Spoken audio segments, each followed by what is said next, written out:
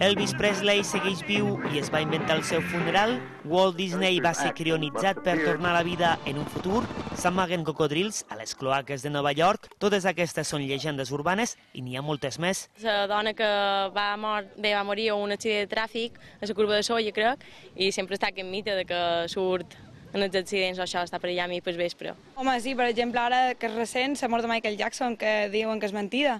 O els típics emails que te diuen no compris tal cosa perquè provoca càncer. Més d'un 80% dels espanyols han afirmat que creuen en aquests mites i llegendes urbanes, els que més els catalans i els que menys els gallecs. Els balears estem al mig de la taula. Són coses que passen de boca a boca, però que no penso que siguin certes. Cuando os veo que aún creéis en Drácula y en cosas de estas de Loch Ness Monster, y digo, joder, ya sois un poco mayorcitos para pasar de eso, ¿no? Aquí podem des de fer crispetes amb només uns mòbils o intentar provocar una explosió amb un caramel y una beguda. Siempre me sorprende cuando la gente cree mitos como que un filete va a desaparecer si lo metes en un vaso de refresco.